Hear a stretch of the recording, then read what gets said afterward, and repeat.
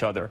Now, if that were to be the case, that would stand to reason why it would be so difficult for police to find this kid so quickly. It'd be so hard because, like we said, possibly 4,500 students out in the streets. And the Broward sheriff is now indeed confirming that the shooter is in custody. We believe that's the shooter right there in the burgundy shirt. So this is no longer an active shooter situation in South Florida, but Tom Yamas, it is a mass casualty event. It is a serious one. Yeah, and from the sources that we've heard, and we've confirmed this with 3 different sources, there are at least 20 injuries, at least 20 people hurt. From Senator Bill Nelson, we know that there are, quote, many deaths, many fatalities. He was briefed by the superintendent of the Broward County schools. So that's a horrible piece of news right there, especially for so many parents that are home and were actually told, don't call 911 because the lines were so jammed, because so many parents were concerned about their kids, like any parent would be. They were told to stay there and wait for their child to leave the school, which any parent, I mean, you're a parent, I'm a parent, that'd be impossible to do. Ray Kelly, former New York City police chief, the shooter now in custody. We see that picture right there. Now the police have to try to figure out why. Yeah, I would bet that there's an element of bullying involved here. We've seen it in so many cases. Someone is real or perceived that they're being bullied.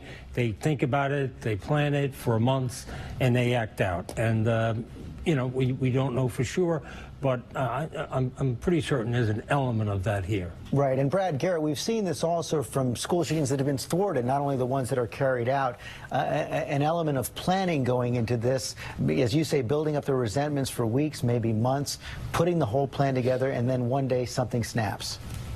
Something snaps, but here's what happened, George.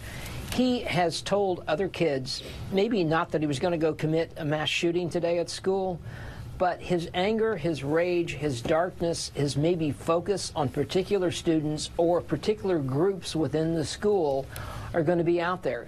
These are teenagers. They talk through social media. They text each other. So we're going to have to see. That's all going to break down at some point as to what exactly did this kid say to others before the shooting occurred. And as you and I talked a few minutes ago, what's his access to weapons? How did he get the weapon or weapons that he had today? It is always the question in every one of these shooters, and it's usually the answer, they're readily available at home. Readily available at home, and we've also seen there have been so many loopholes in the whole background check system that so many people who shouldn't be having guns are indeed able to buy them right now. It does appear from what we know right now that it's no longer an active shooter situation, that this student the shooter did act alone. But before we go back to you, Brad, we believe this is the superintendent of the local school district, so let's listen into WPLG. Superintendent, I know this has to be just a horrible day, a nightmare for everybody. Tell me what you know at this point. Well, first, I can't tell you that we can't do anything other than put our prayers out for the families, the students in the school, and this community. It's just a heartbreaking tragedy. What we do know at this point is that every single law enforcement entity in Broward County is on the scene, including the FBI. There are fatalities that are involved. We can't confirm the number at this point. I am in communication with Sheriff Scott Israel. I'm going to meet with him now. Have been in communication with the governor. Everyone is providing the full support that they can. Unconfirmed reports now, but we believe that the shooter has been apprehended. And so we're trying to just work through all the details at this point. Can you tell me the scenario we're hearing is this former student entered the freshman building? Is that your understanding?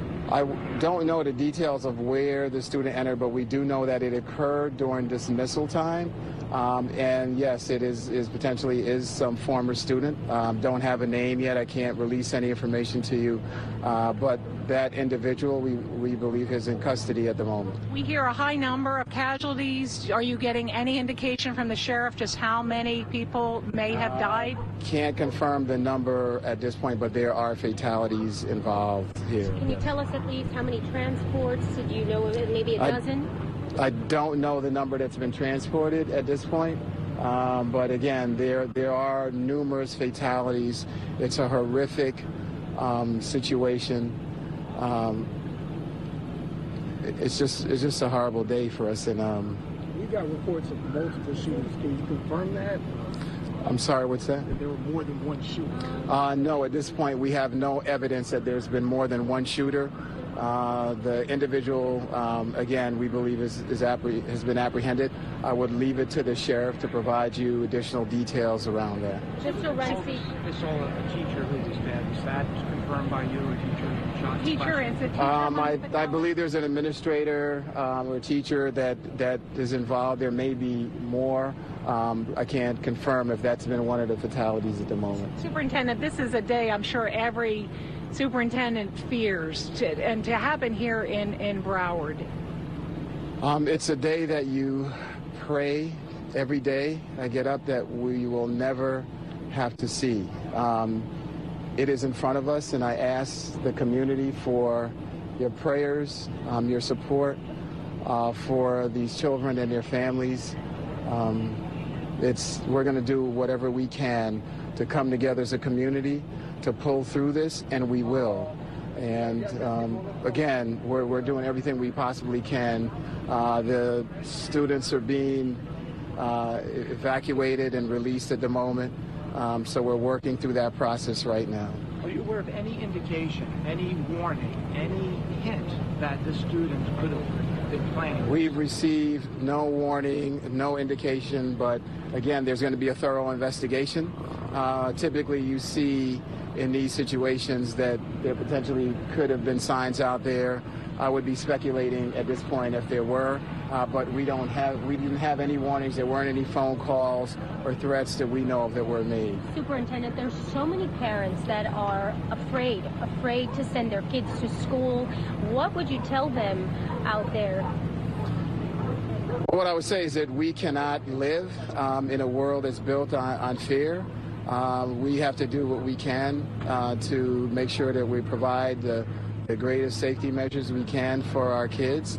But what I'll tell you is that mental health issues. Superintendent Robert Runcie right there of that school district down in South Florida, Parkland, Florida, the Marjorie Stoneman Douglas High School scene of a mass casualty school shooting unfolded around 2:20 this afternoon. The shooter is in custody, we are told, according to the Broward County Sheriff. That was what you see there on the right side of your screen as the shooter was taken into custody. I'm joined now from Washington by Congressman Ted Deutsch, Congressman from Parkland. Parkland is inside your district. Congressman Deutsch, we've heard a couple of things right now. A mass casualty event. First of all, our condolences to you and for all the victims in your district right now. We've heard the shooter is in custody. What more can you tell us? Well, this is a really tragic day. It's a horrible occurrence. I've also heard that the shooter is in custody. That's hopefully if it's true, that's obviously good news. Now, from the conversations I've had with the superintendent and the mayor and Sheriff Israel, we need to make sure that all of the kids in the school who can get out safely, that those who need care are tended to quickly, and that the community really come together. We don't have reports on the number of casualties here, but it's a grim day. This is a fantastic school. The kids are great. I was there just a couple of weeks ago. The teachers, the staff, the parents are so involved. This is just the worst kind of tragedy, and we have to come together as a community, which I know that we will. That's the kind of community this is. But now we have to make sure that was indeed the shooter, and we've got to tend to those who need care, and for those whose lives were lost, we have to be there for the families who are grieving. We hear that so often, Congressman Deutsch, from those on the scene in the days and hours and days after shooting. The community has to come together. The communities come together, they grieve, and then we hear it again in another school, in another city. Right. So I've got to tell you, I was in a hearing when this happened, and started getting texts from a staffer of mine whose daughter was in Douglas High School on lockdown, and I didn't get a chance to see footage until I was standing here waiting to come on with you. And what is just so terrible is the fact that when you watch this, the video of kids running out of school with their hands in the air, and you see the interviews and you see law enforcement going in, what's so terrible is that it's so common. That's the truly awful part of this. You're right, we do have to come together, and the community will. And my colleagues in Congress have been incredible about offering their support and their encouragement and condolences. But beyond that, there is an obligation for everyone to do their part going forward to try to prevent more shootings like this. What's so awful is how common this has become, and we can't be numb to it, and it shouldn't have to wait until it's in your district to respond. Well, I couldn't say it better, Congressman, and I know that you're in touch with everybody there on the scene right now. Thank you for sharing a few moments of your time right now. Tom Yam is here with us as well. We're now hearing from the Broward Sheriff, Tom, that so far, according to the Sheriff, we have at least 14 victims. Victims have been and continue to be transported to Broward Health Medical Center and Broward Health North Hospital. Nearby hospitals there, Parkland, not too far away. We also know that the Broward Sheriff's Office has set up a staging area so parents can now pick up their students. Before, they were told to stay home. The kids were told to stay in the classrooms. But now that they have the gunman, the person they believe to be the gunman, that young man wearing that maroon shirt, a law enforcement source tells me he was picked up in a nearby neighborhood. And so he'd gotten out of the school. That's what this is preliminary information. I mean, I don't know if that's exactly. I'm told that he was picked up in a nearby neighborhood and that they're doing. They're now trying to go to all his known addresses around the school to see what they can find there, to see if they find any other weapons there and just do their due diligence as investigators. But again, parents are now being allowed to pick up their kids. And the shooting at the Douglas High School in Parkland, Florida. I'm joined on the phone now by Lizette Rosenblatt. Lizette, thank you for taking the time right now. Your daughter's in the school? She called me, I would say probably about a half hour to 40 minutes ago that she is out, thank God. There was 20, 30 minutes where I didn't hear from her, which was absolutely nerve-wracking. Her best friend, who happens to be our neighbor, is still inside. Still inside the school? Yeah, well, I'm checking my text right now, and as of 4:02 p.m., she was telling me, I think we're being evacuated soon, but that's what I thought 45 minutes ago. I'm in room 722.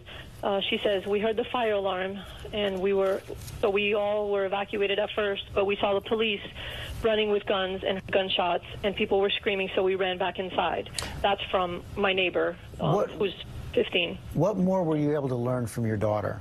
My daughter texted us, I don't even know the times anymore, sometime around 2:30 or so, and I unfortunately had missed the call and the text.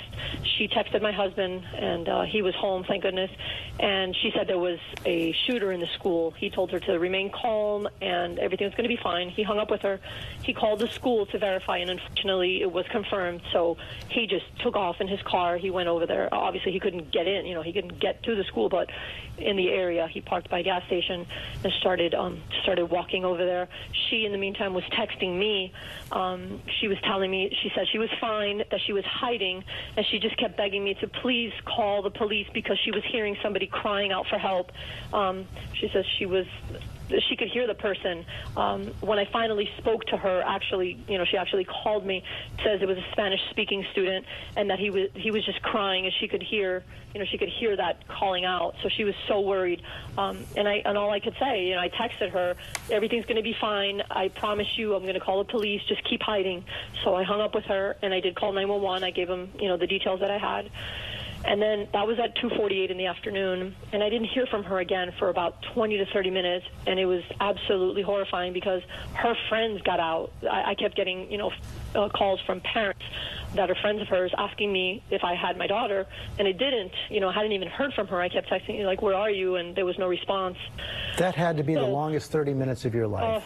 It was horrible. So when she finally called me that she was okay, at that point, my oldest daughter had taken off to go get my husband, who was not allowed to get back to his car. I think just because it's total madness in Parkland right now, all the SWAT and the police and everything, they just couldn't get back to where they were. So I was confident that they were both going to come back with my daughter. And then I get a text from my neighbor's daughter saying that my daughter was not with them, and that she had walked to another friend's house the completely opposite direction. So about 10, 15 minutes ago, I get a phone call from my daughter saying she's at her friend's house alone, hiding. And I'm like, why are you alone and why are you hiding?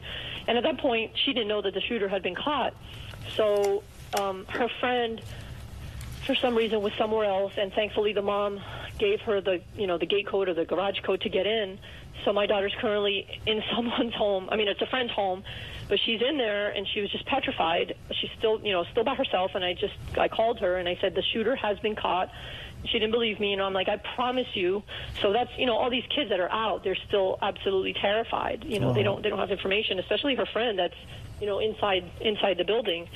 They don't know what's going on. So I just texted the girl that's still inside, like, don't worry, the shooter has been caught. You're going to be home safe soon.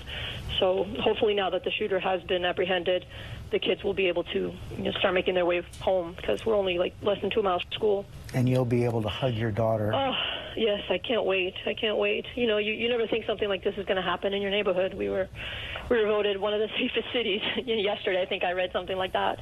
And then today, here we are. So, it's a scary situation, and, it's all about gun control and mental health issues. You just never know where it's going to happen. One more reminder that no place is safe. We are glad your daughter is safe. Lizette, thanks for your time this afternoon. I appreciate your call. Want to bring in Senator Bill Nelson right now. He's in Washington, Florida. Senator Bill Nelson. Senator, we are sorry for what has happened in your state right now. Please tell us what you can and what you know about the shooting.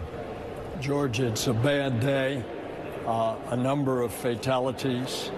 I was told that by the school superintendent about an hour ago, and subsequently I've just heard him in a live press conference say the same thing publicly. As to the number, I don't know. He implied that it was quite a number. But let's hope it's not. If you pray, you ought to pray for these students and their school and their parents right now. And certainly our thoughts go out to them. We have heard from the Broward County Sheriffs that there are at least 14 victims right now, but we believe the shooter is in custody. That's also been reported. Do you know anything more about the shooter? Have you been able to get any information? It is an active shooter situation still, because they are checking to see if there was a second or third shooter. We don't have any information that that would be the case, since the suspect, they think they have him. The FBI is leading the effort, and then, of course, the investigation. The FBI will lead the investigation with all of local law enforcement. Senator, what are your first thoughts when it hits home like this?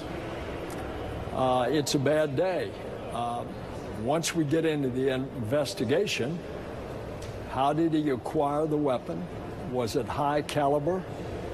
Was it something that he shouldn't have been able to buy? Was there a background check? All the things that when we hear about these mass shootings, we wonder about. And it's hard to even get something put into law like the active terrorist watch list from being prevented to buy a gun. So, again, we'll have another round of all of this debate that this brings to mind. Senator, the rounds have become almost ritualistic. We go through all the motions, we do the investigations, we grieve for the victims, we mourn with the families, and it happens again. George, you're exactly right. And we keep saying enough is enough, but then it happens again.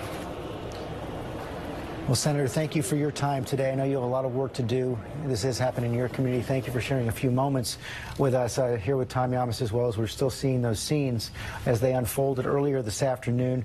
As we said, the Broward County Sheriff's believes there are 14 injured victims. We don't have a confirmed number of fatalities yet, but we do believe the shooter is in custody, although, as the senator rightfully points out, they're not going to say this is not an active shooter situation until they've gone through every room in that school. And that's exactly what he meant. Police are telling us they're going room by room. It's a massive school.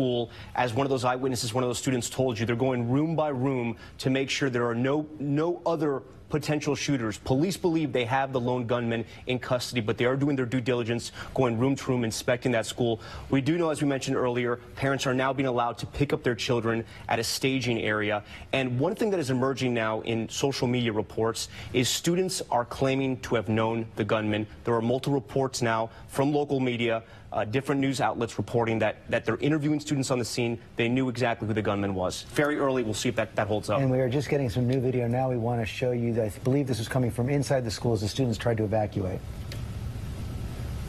Here we could see them coming.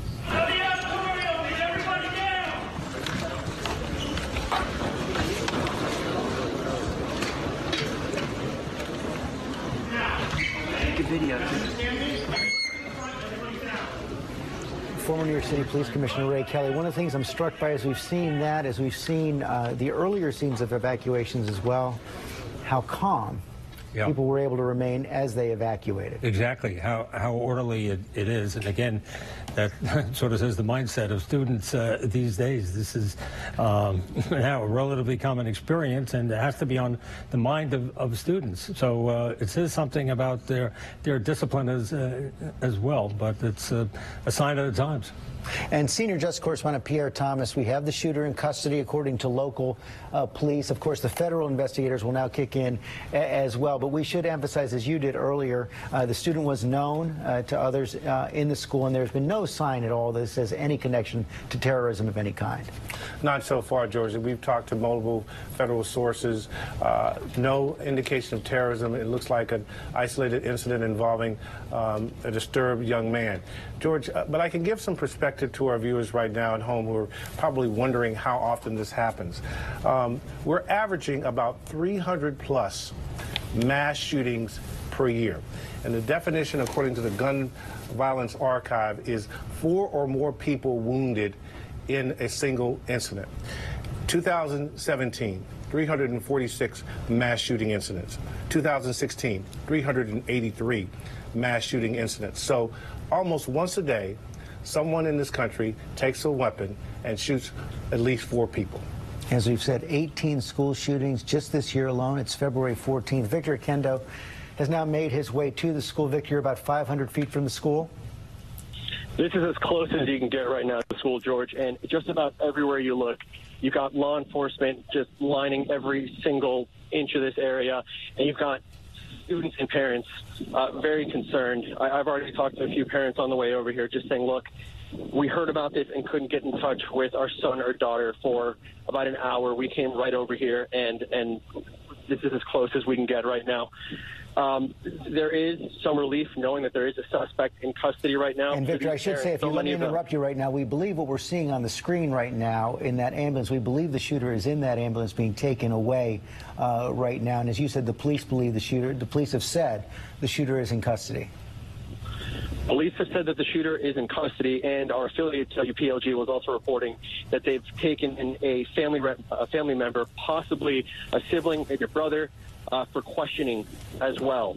So those are the latest reports here. But as I mentioned earlier, right now on the ground, just feet away from the school, police everywhere. You can still hear sirens, the helicopters in the air, and you still got students just in tears out here. And Victor, as far as you can tell, are all the students out of the school yet? It's tough to say. It's such a big school. I wouldn't be surprised if they were still going through it, making sure that every student was out. But at this point right now, it does look like they're doing their best to escort as many students away, getting them down to a nearby park here so that they can meet up with family. You're watching live coverage now of a major school shooting in South Florida, Parkland, Florida. That is video of the shooter believed to be in custody now, according to local law enforcement officials. It all began to unfold around 2:20 p.m. Eastern Time earlier this afternoon at the Marjorie Stoneman Douglas High School in Parkland. It's a large high school, 10 buildings, 3,000 students. According to eyewitnesses on the scene, the shooting began around 2:20 with the sound of what appeared to be a garbage truck backing up, and then several minutes of shots, 4 to 6 minutes of shots. That is video of students being evacuated from inside. The evacuations went on for more than an hour, although according to our eyewitness, there was only about 4 to 6 minutes of shooting. This is a mass casualty event. According to the Broward County Sheriff's Office, at least 14 injured. Reports of at least 1 fatality. That is likely to climb. We've heard from one of the eyewitnesses that 2 other victims were seen dead on the ground outside the classroom he was in. There you see pictures of some of the injured being taken away just moments ago. We saw aerial footage of the shooter, what is reported to be the shooter, taken away in custody in an ambulance driving down the highway. And Brad Garrett, one of the things we just heard as well from Victor Akendo is that a family member of the shooter may have also been taken into custody for questioning. Again, standard practice. Well, it's standard practice, George, but what does he know?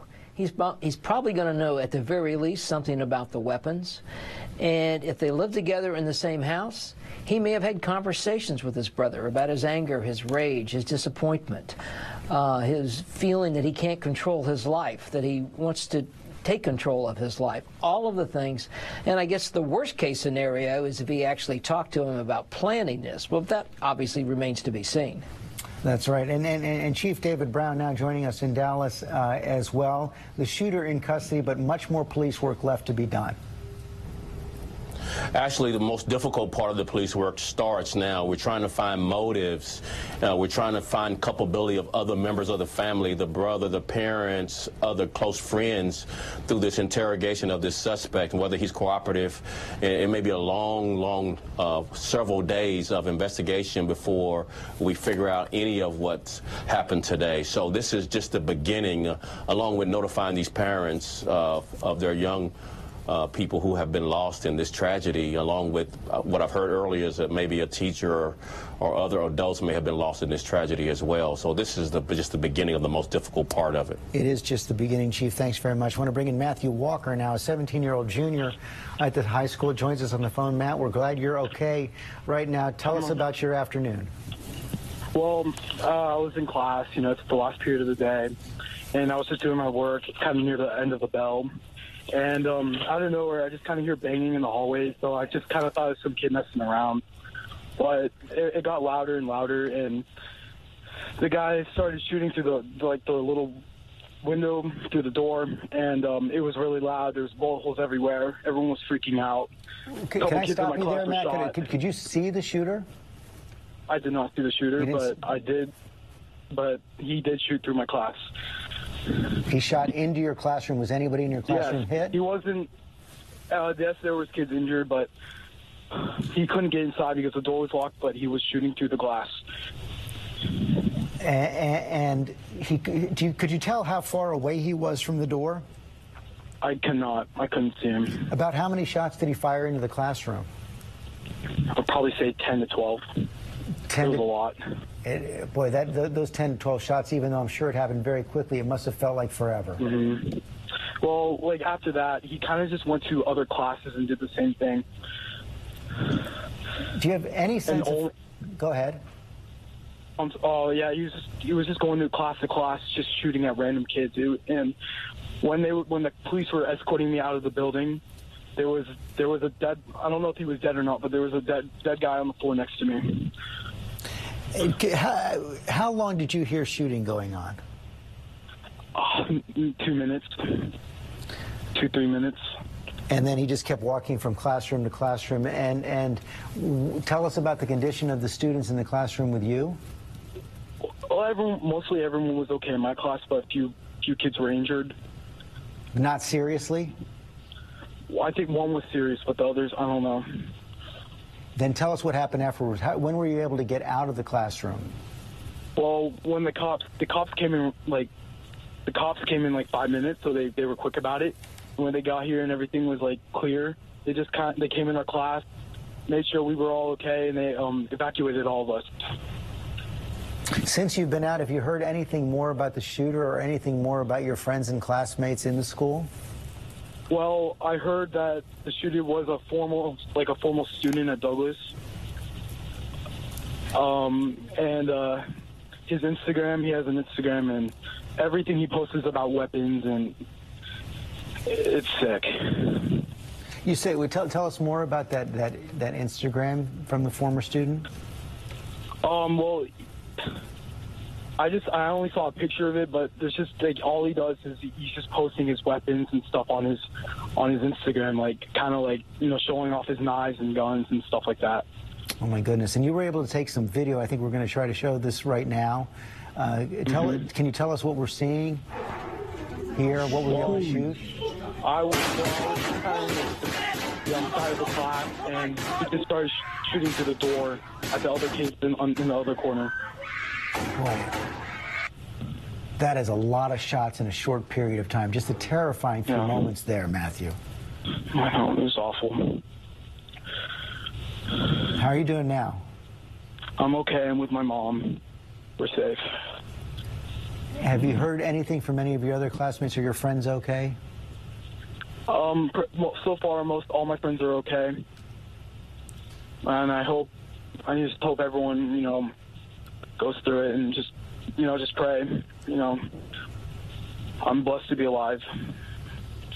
You are blessed to be alive, and Matthew, thank you for sharing that with us. Go hug your mom. I know this is a tough time for you right now, but thank you for telling us what happened, for giving us that scene inside the classroom. I'm here with Tom Yamas and Ray Kelly. It just shows, boy, when you get inside that classroom, put yourself in the perspective of those young students. As Matthew said, this was the end of the day. They're just wrapping up their day, and then gunshots through the door of your classroom. Absolutely. And he seems very calm and collected. Obviously, what a traumatic experience that is. He'll have it for the rest of his life.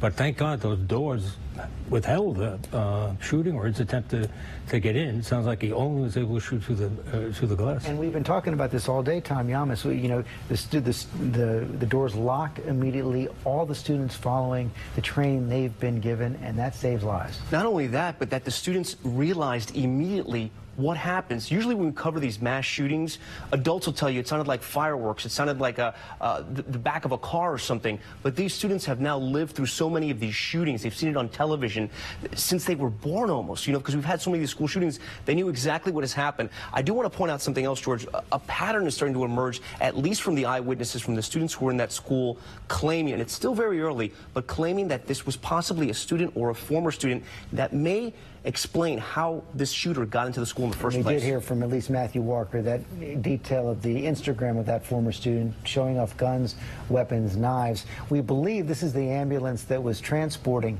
the shooter, now pulling up to the hospital. We couldn't tell from the earlier video we were seeing of him being handcuffed that he had been injured. But Tom, are we learning anything more about that now? I've been trying to ask my sources exactly what happened to him, if he was injured. He didn't look like he was injured, but it looked like he had trouble standing up. Also, I don't know if this is connected or not, but in Florida, they do have the Baker Act where when police think somebody is mentally ill, they can take them to the hospital immediately. I'm not saying that's what happened here, but that does exist in Florida. That's a state law. But we also know he did have some trouble standing up after the shooting. And we did see this, whoever that was is now being wheeled into the hospital right there. Pierre Thomas, of course, ATF is going to get involved now, try to find out a lot more about these weapons. Get a huge priority, George, and they typically can find out within 24 hours or less where these guns came from, if they were bought locally, if they came from parents or friends, and that will be a key element in helping them put together the picture of how this went down. But one of the things that sources are saying already, George, is that guns are so widely available that will be a part of the story, but something that they expect that this person had easy access to the weapons, George. We have more video coming in now of one of the students at Douglas High School speaking about a teacher who was injured. I was with your teacher. What happened? He was shot because everyone got out of the classes because we thought it was a fire drill. But then I don't know what happened, just everyone started running back to the class, and then I just ran. What's your teacher's name? Mr. Beagle. Mr. B? Beagle. He's a geography class. How do you know he was shot? Because we saw his body for like 30 minutes. We were just like praying and crying, and then the police came and we just got out.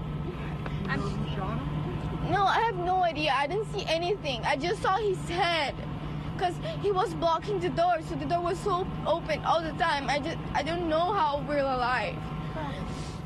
One of the students there at Douglas High School, her teacher was shot. We did get some video just moments ago from Matthew Walker, a student in the school who was in one of the classrooms where the shooter started shooting, when the shooter started shooting inside the classroom through a locked door. Take a look. Holy shit. Oh my God!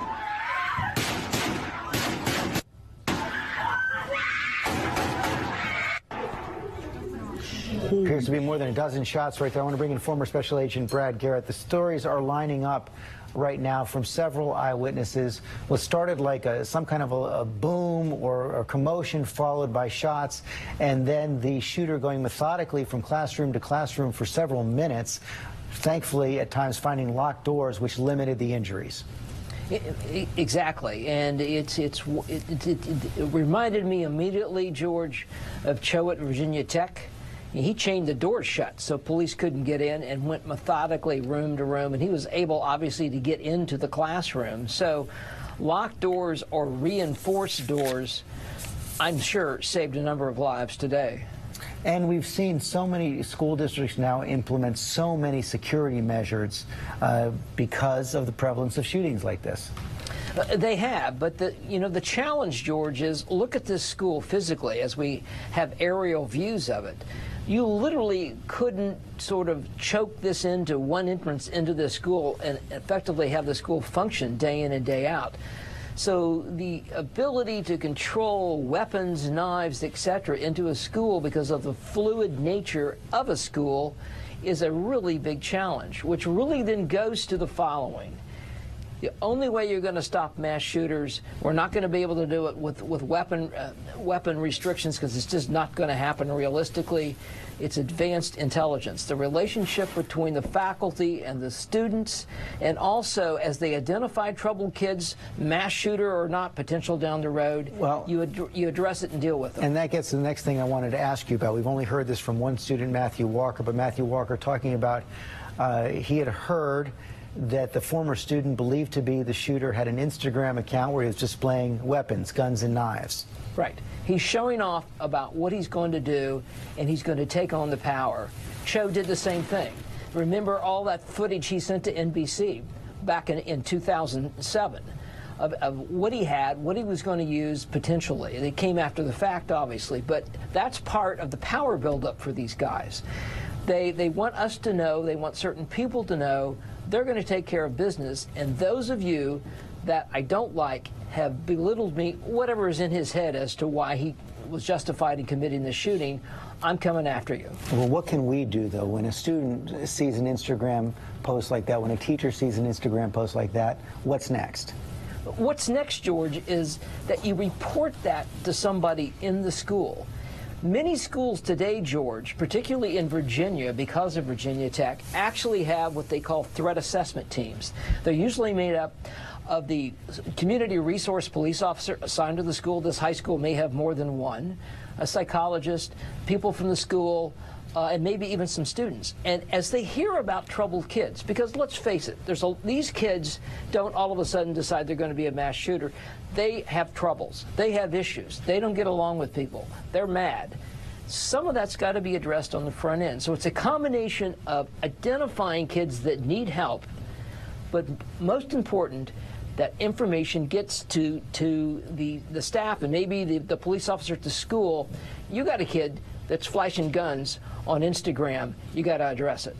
Steve Gomez, also former FBI special agent. One of the things that's been puzzling us as we've watched this unfold over the last couple of hours is we had first heard that the shooter was inside the school, perhaps in the freshman building, but we saw him being arrested, looks like a couple of blocks away.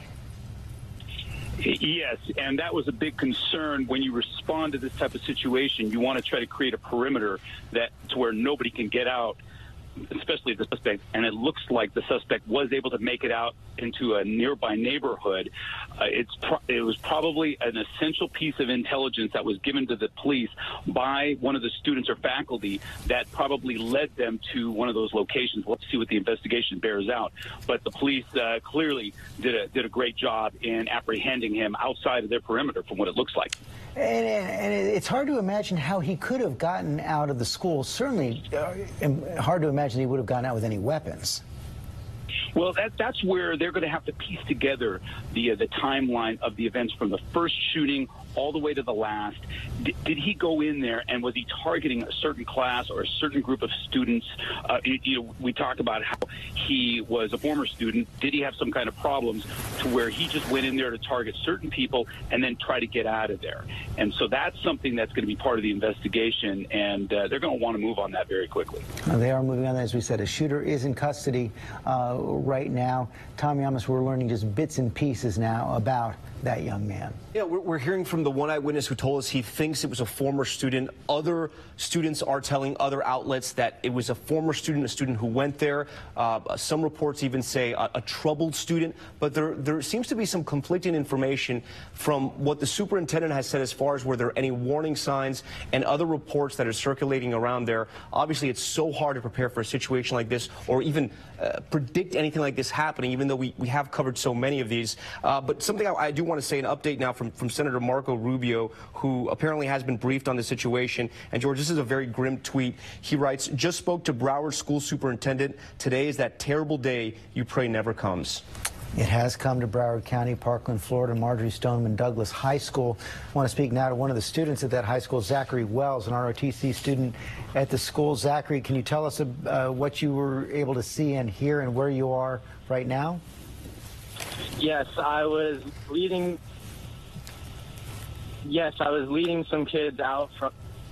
Yes, I was leading some kids out from the classroom. We were heading over towards the 1300 building, which is where the shots happened. I heard 2 or 3 shots, and some custodians came up saying to go the other way. So we ran over back into our classroom and kind of barricaded ourselves in there. The police eventually came and got us, and now I'm out on the street just trying to get home safe. What exactly did you hear? How many shots did you hear fired, or could you hear anything? I heard the 2 or 3 shots, and at first I thought they were fireworks. I saw the custodians, and there was one kid that was a little bit further ahead of me, but I just thought they were fireworks at first, and then I realized they were gunshots, and everyone in the class just sprinted back to the classroom, and we barricaded ourselves up in there. As far as you know, was the shooting contained to that one building? I believe it stayed in that area, yes, and then from what I heard, he dropped his rifle and he made his way out with the other students that were being evacuated. He walked over to Wyndham Lakes, which is actually pretty near. Well, I live in Wyndham Lakes, and he was arrested at a common little mud hole there. It's a Florida Power and Light area.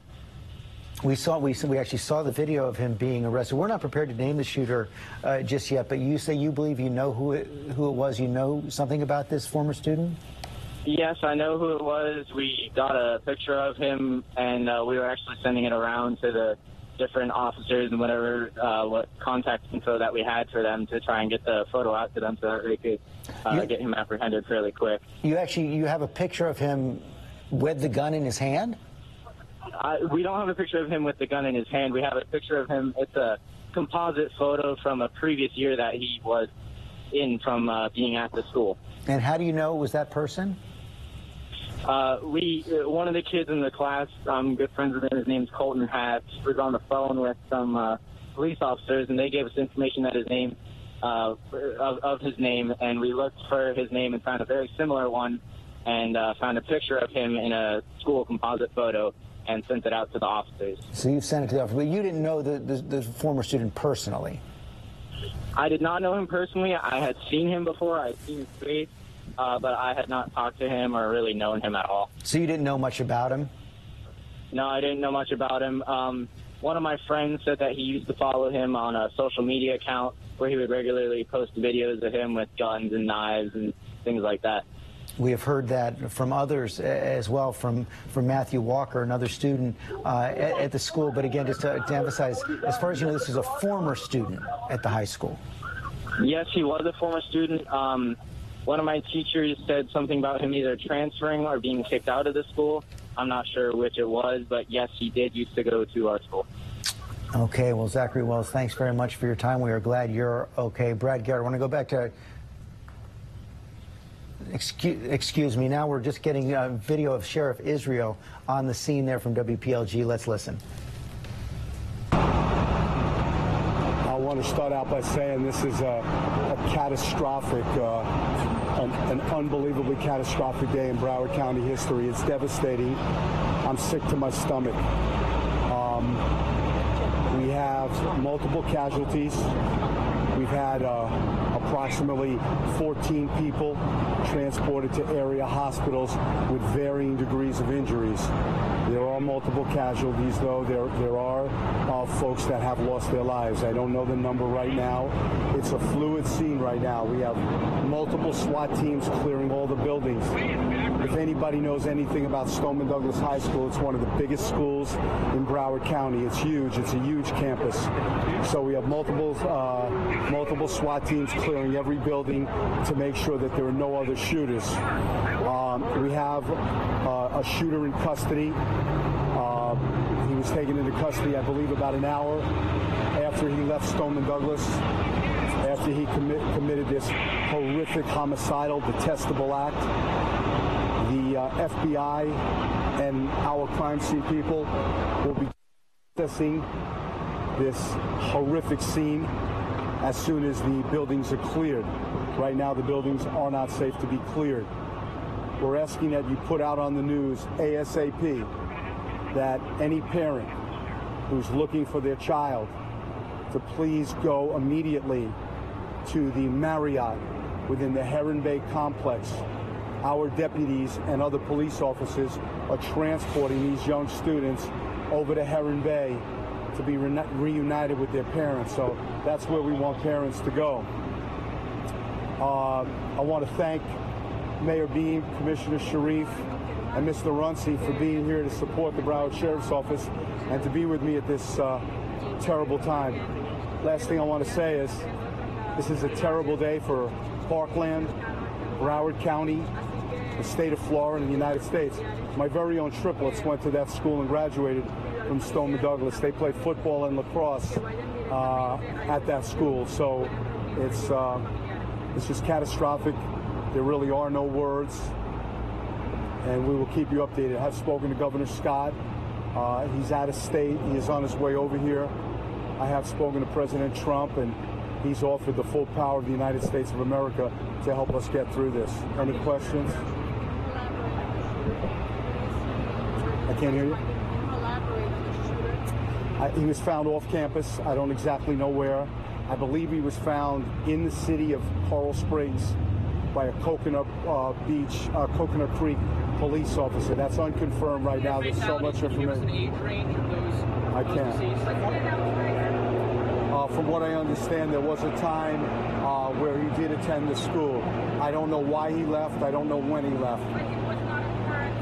That is correct. He was not a current student. Was there any competition between him and police? Did he open fire? I wasn't there, but I was told that there was no confrontation. He was, can you hear me? Yeah. He was taken into arrest without incident. Do you have anyone else in custody? I understand No. Just one. Okay, do you have an age on him? I believe he's approximately 18 years old. Okay, and then at least one dead? Multiple.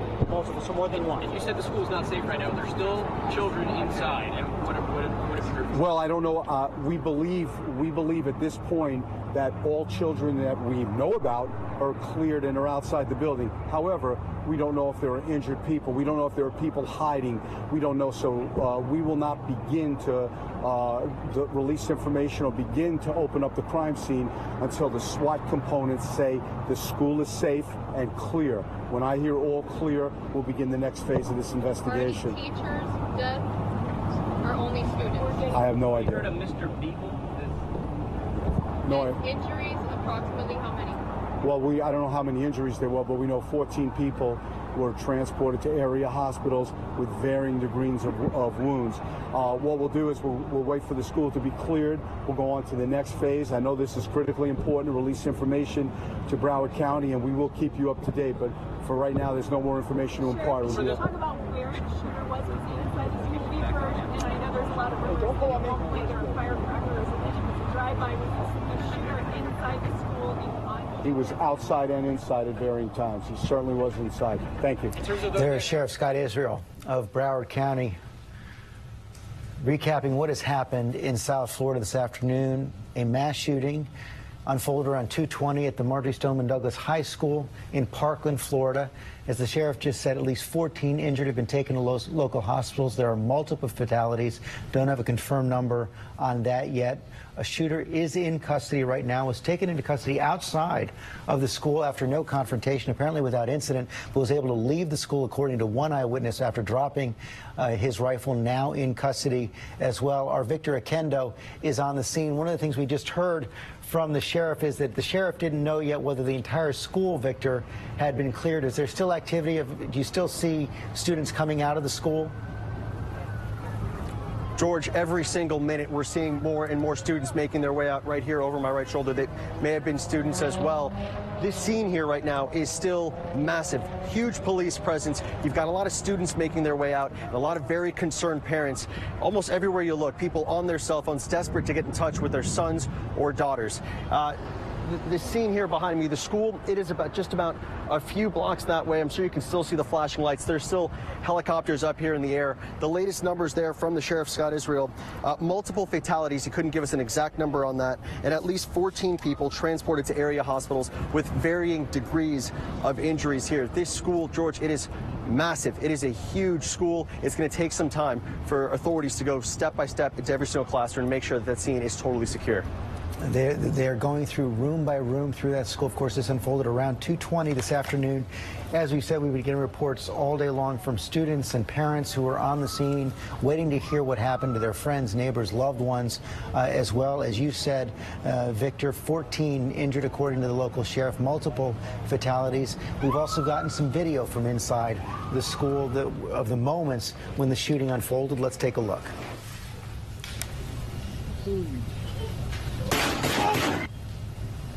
Oh my God!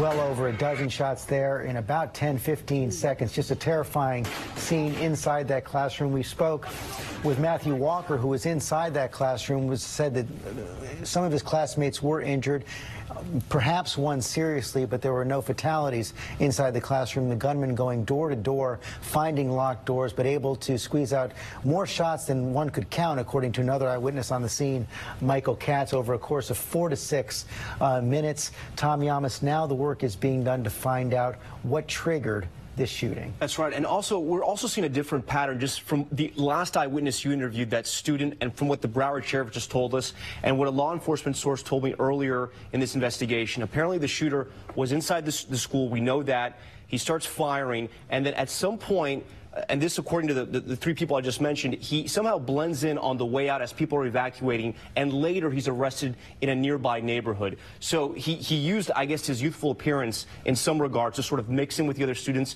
We know he was a former student to try to escape, but eventually was caught. And Brad Garrett, former FBI special agent, we've talked about this before. This does not fit what has been the normal profile for shootings like this, the student trying to figure out a way to escape.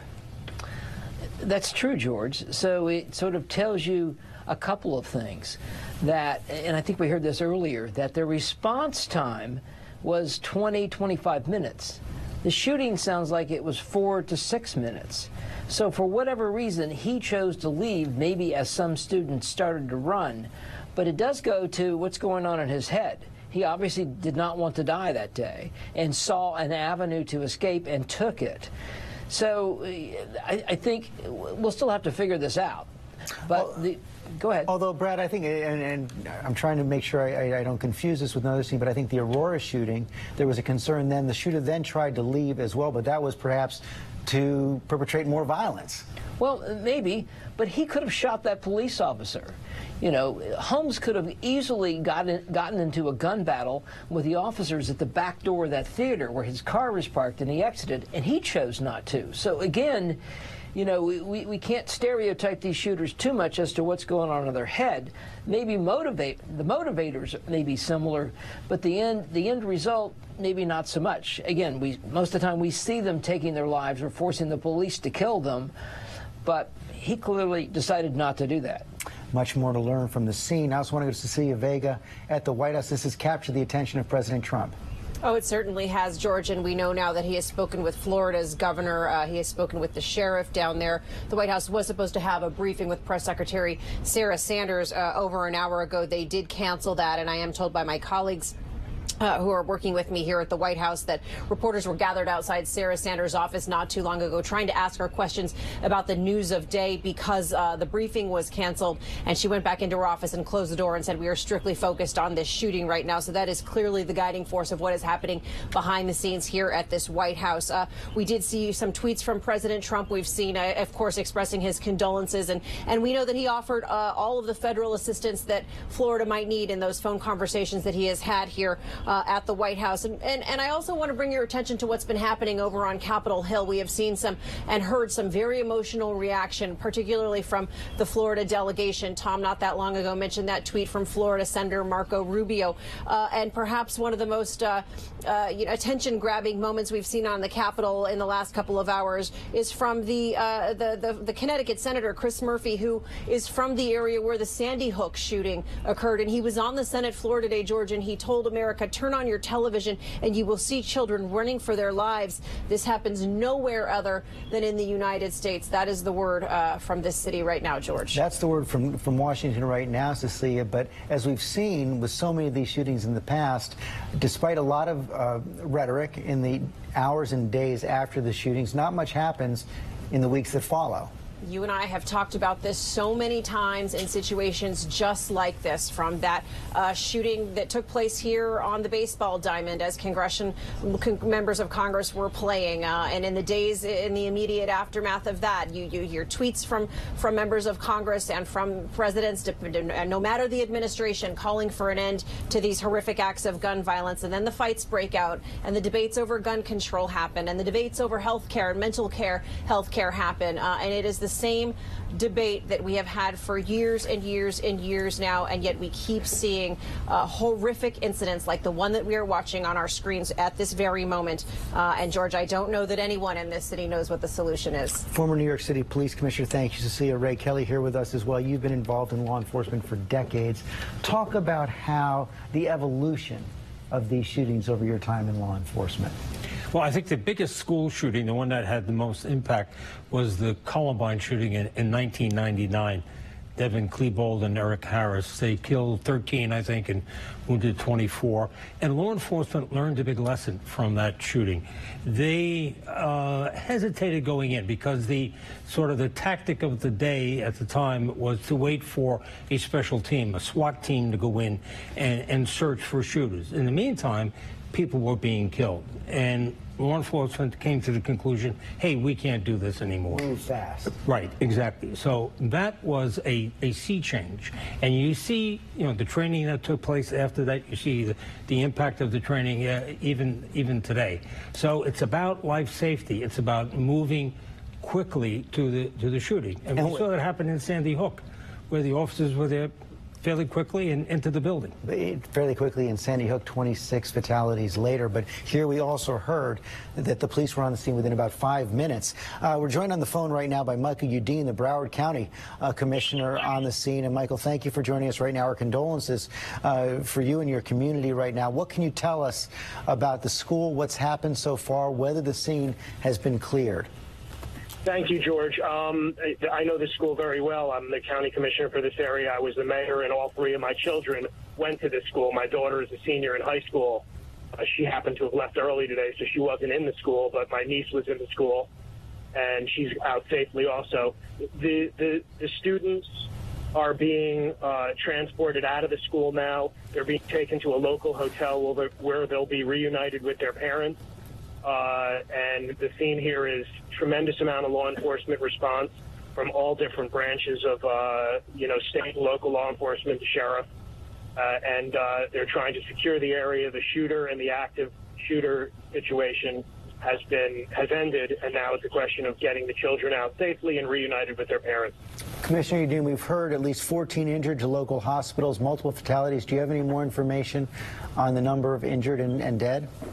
Those are the numbers that I have as well. And talk a little bit about the kind of preparations that you went through as a county for an incident like this. Well, the sheriff and the city of Coral Springs and local fire have activated their emergency crews. Their mobile command centers are on scene.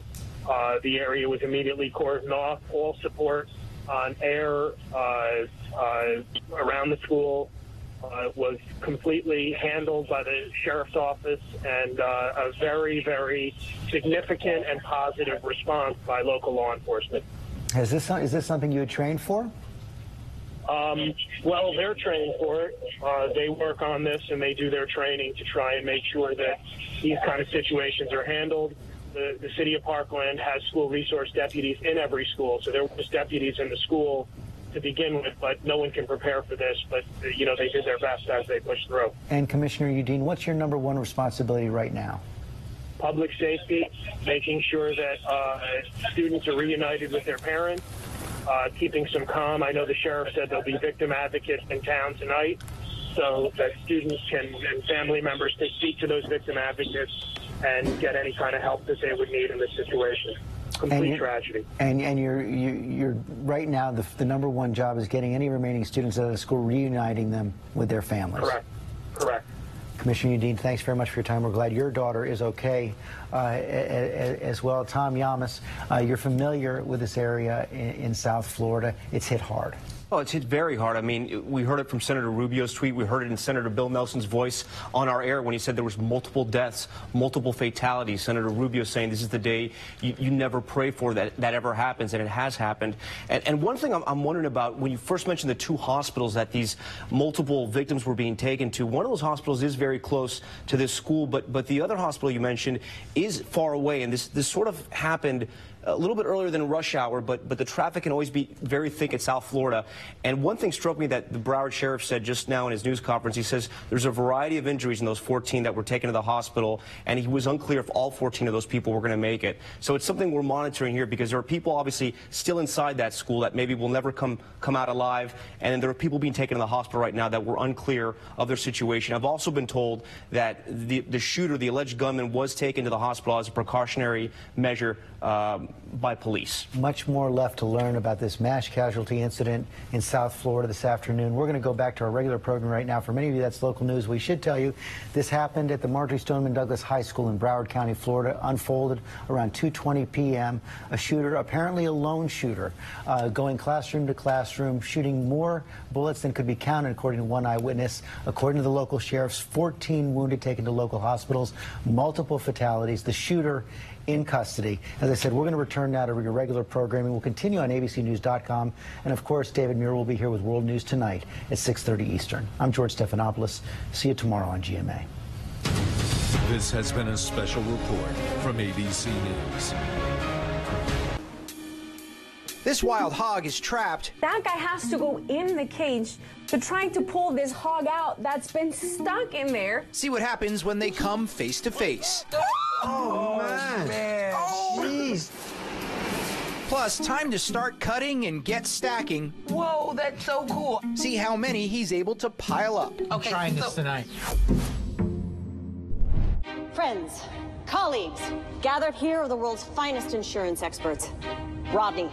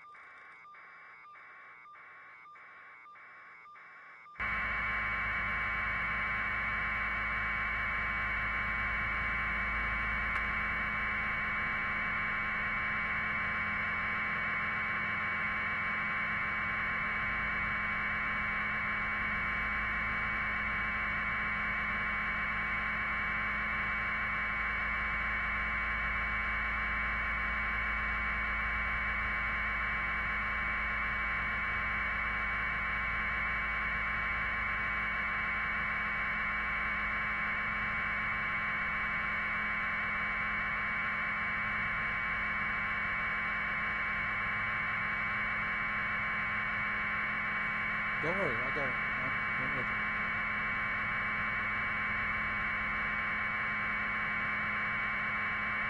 Yep.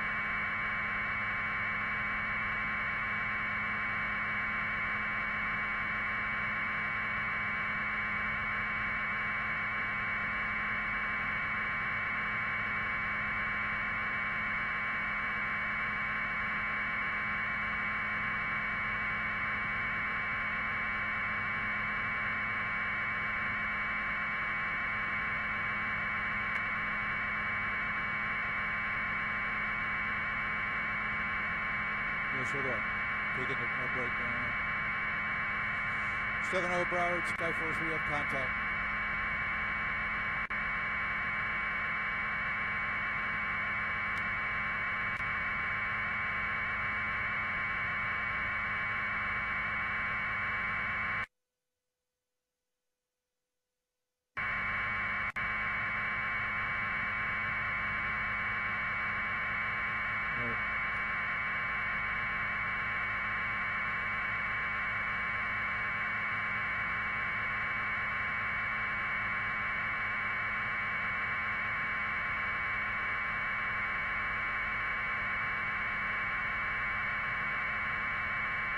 It's green and white, right here.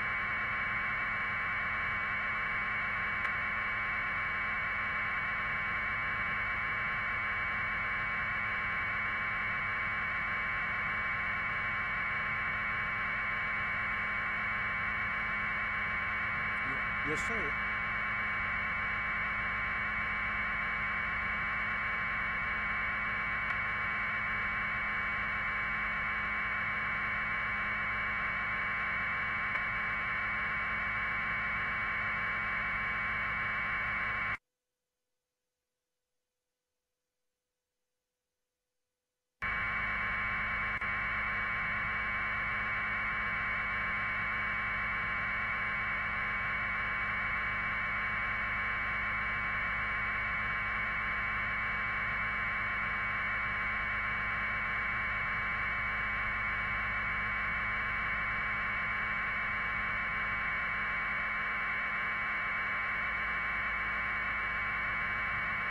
Go ahead, do what you gotta do. Yeah, fine. Nice and easy. Just do what you gotta do.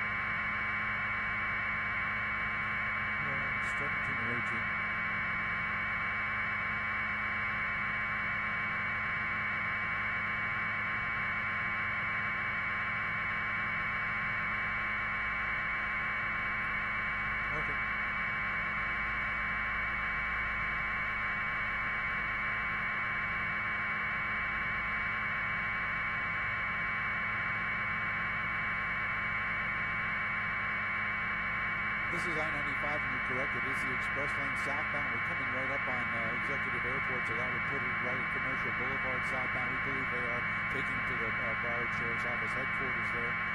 So we're going to follow this motorcade. It left the hospital about 9 minutes ago, maybe 10 minutes ago. They closed the roadways there and got the caravan here on the I-95 very quickly, and they are using this lane. They've got a couple of motormen up ahead here that are clearing the way as they transport this suspect here, taken into custody there. You saw it live on WSVN earlier this afternoon. They would put out information about a description of him wearing a maroon-colored shirt and black pants with a black hat, and the man fit the description there. Very alert. Police officers up there in the Coral Springs area responded to an address that they were able to develop information on that indicated that was a residence that he might be at, along with there was a fast food restaurant in the area where it was believed that he may have worked at one time. They checked that area out too, and it wasn't that long after this whole incident started that at least the concluding portion of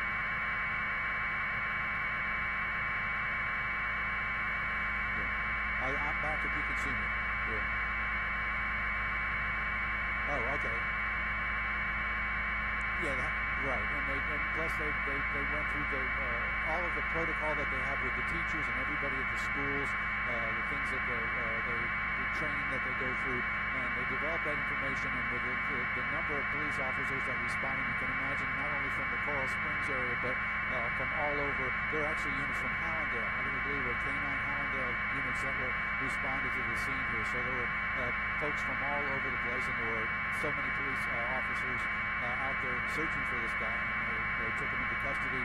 They brought some witnesses over, people that saw him do the shooting. They confirmed identification on him, and they processed him. Now, he was in the back of a police car parking, sitting on the side of the road there at 117th, out there near the Sawgrass Expressway, and when he was being taken into custody, it looked for just a second there like he may have been struggling with a police officer, just a minor struggle, but when they were putting the handcuffs on him or processing him there.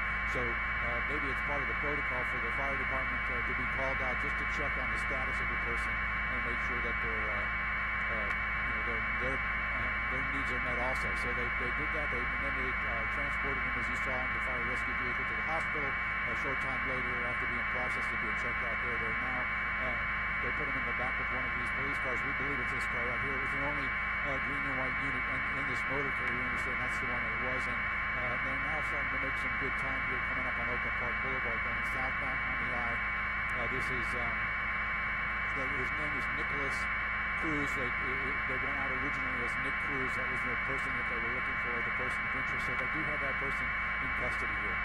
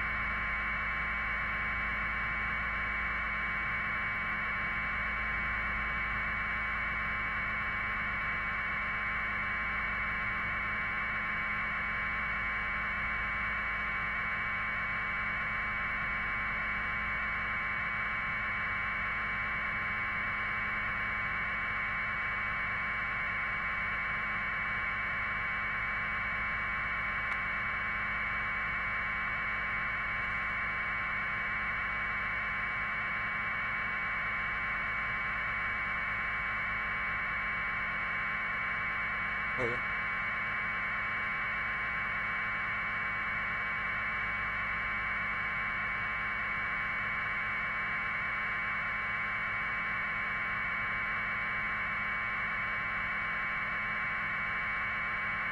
I believe so, yeah.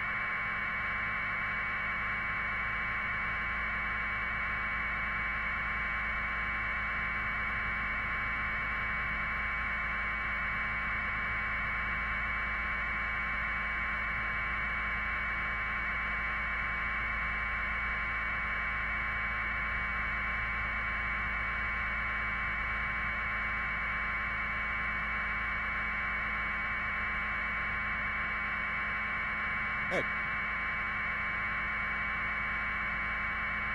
Yes, sir.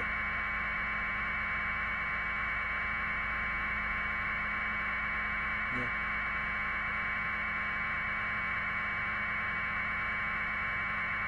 Just like that. There you go. Blocking the roadway. Here you go. They're blocking the roadway for him to get over to the exit.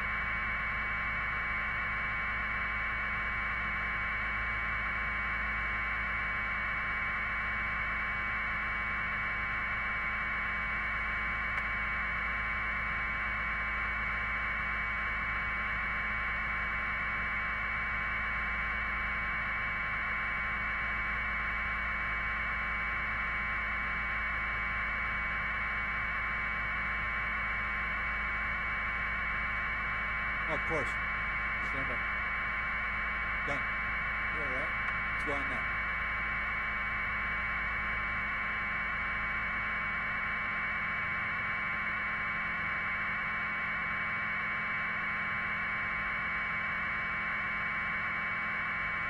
Yep.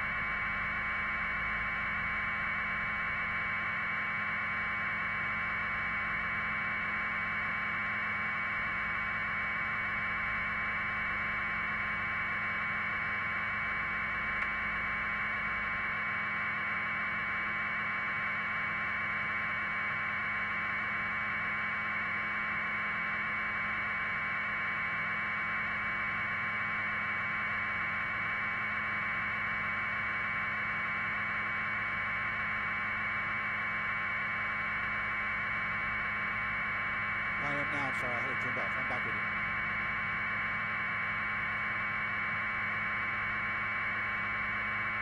They've just gotten off the I there. They're going to be pulling in here to the parking lot of Broward Sheriff's Office main facility. As we had indicated a little earlier, we thought that might be where they were going, and right now it looks like that's going to be the case there. You see the cell phone tower that's adjacent to their building.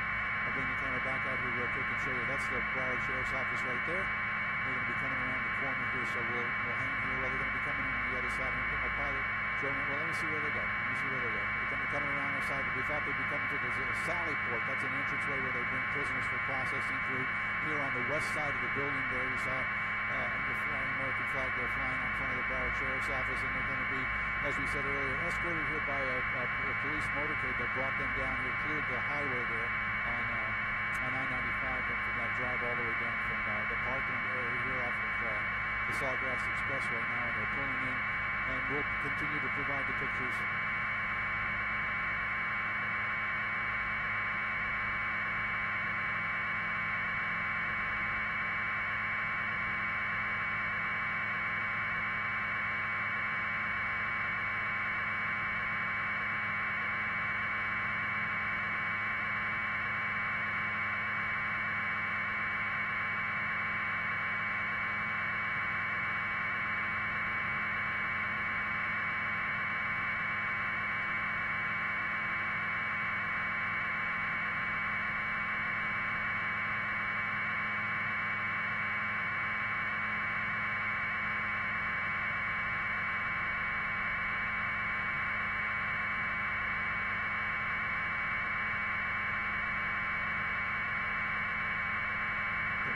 scooch around a little bit, Joe, to the north. Yeah, I believe north. Let me see where they go here. Okay, good.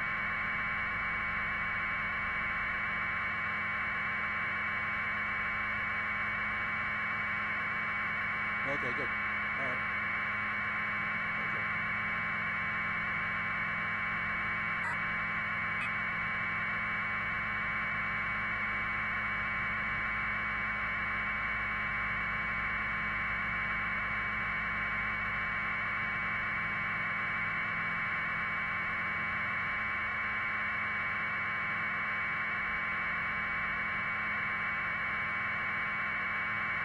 Yeah.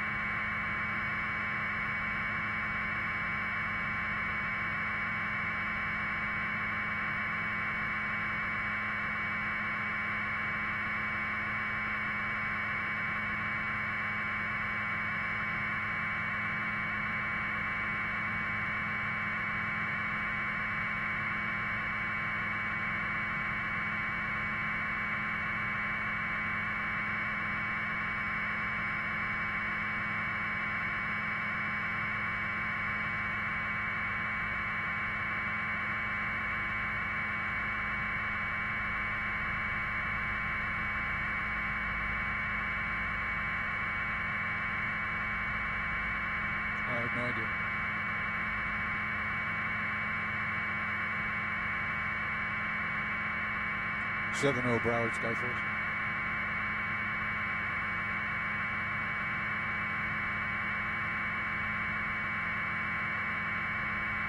Oh, it's not our decision to make. It's whatever you guys need.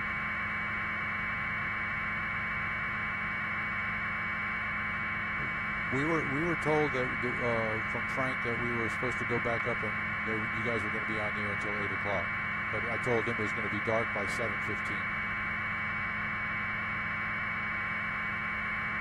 Yes, sir.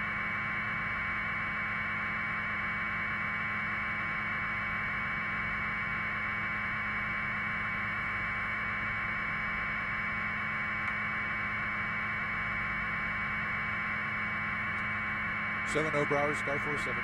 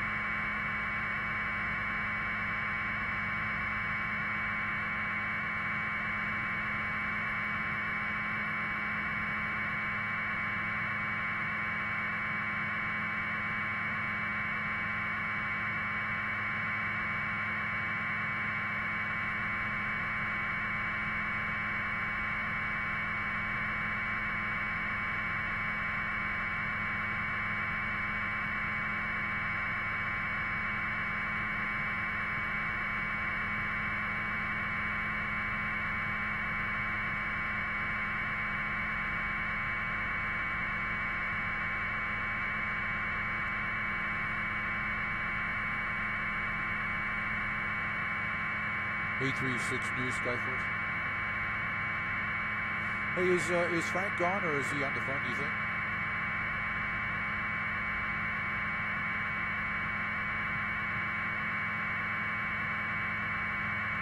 Okay, very good. I'm wondering, do you want us to stay here at the Broward Sheriff's Office or go back out to the scene?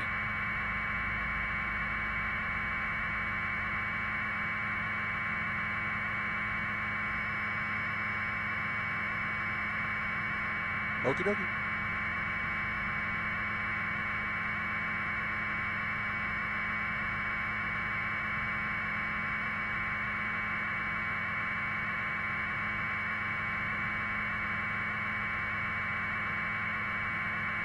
Well, there's a detention center inside. They keep significant people, and they'll probably keep them there overnight and then take them to court, be arraigned.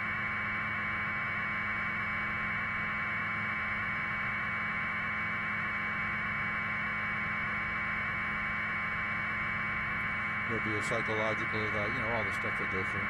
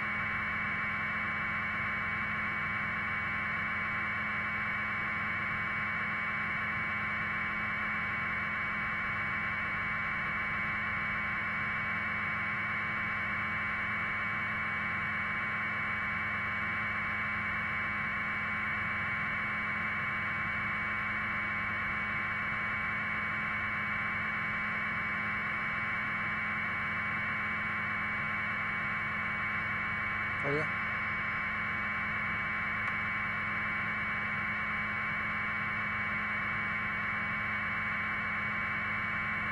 Maybe he's on vacation. Oh, there you go.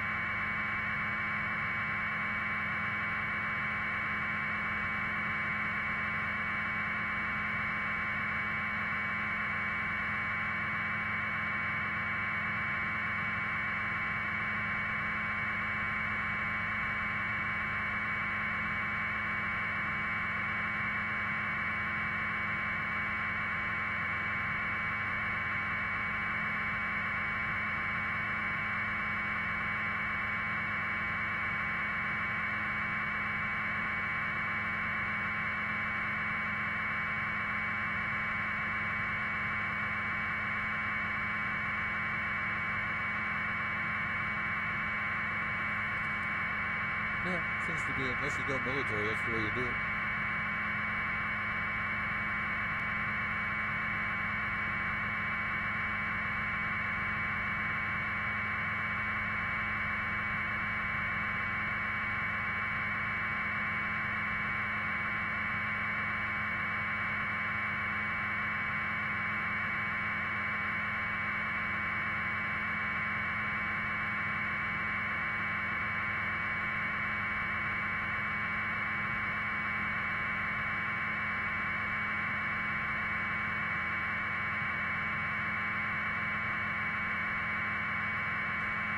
Well, there's two that just parked.